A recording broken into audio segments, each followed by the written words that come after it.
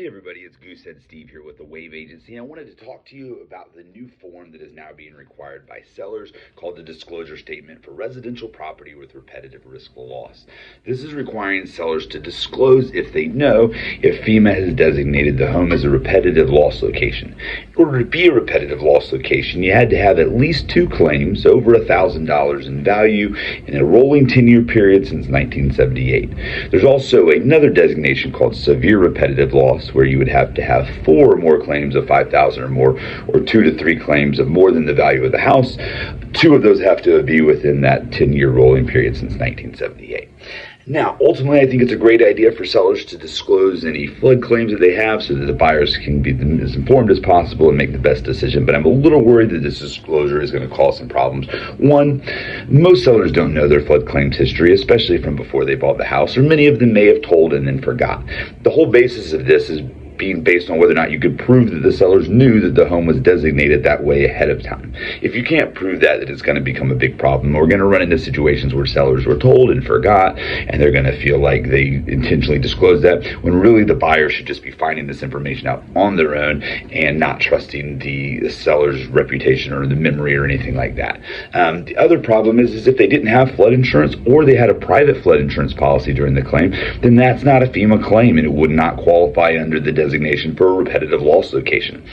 And then the bigger problem is I'm afraid that some buyers and some of their agents may get a false sense of security by the absence of one of these disclosures, because they feel that that's telling them that the house is not at a high risk for flooding. And that's just something that's dangerous.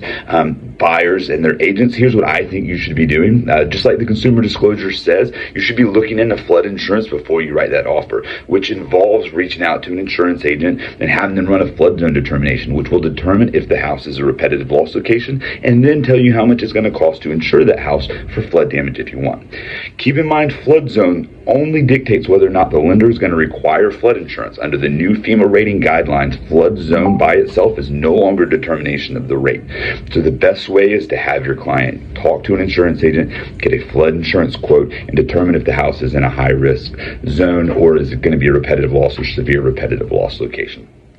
Selling agents, listing agents, when you're going out to list a house, don't rely on the seller to remember. They're not going to. I've had so many sellers that told me they did not have flood insurance. Turns out that they did and just didn't know it because it's been wrapped into their mortgage for the last 10 years. So it's just a little too dangerous to trust that and then wind up in some situation where you're trying to prove who knew what 10 years ago.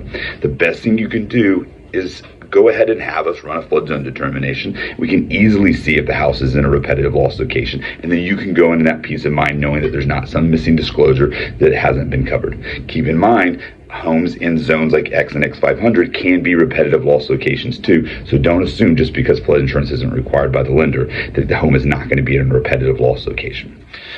Under those new rating guidelines, like I said, that flood zone doesn't impact it nearly as much. And with 20% of flood losses happening in zones that don't require flood insurance, and flood insurance is the only thing that covers these types of flood losses, it's not covered under the home, it's a good idea for every buyer to know what zone they're in, if there's a repetitive loss location, and ultimately how much it would be to insure that property against flood damage if they choose.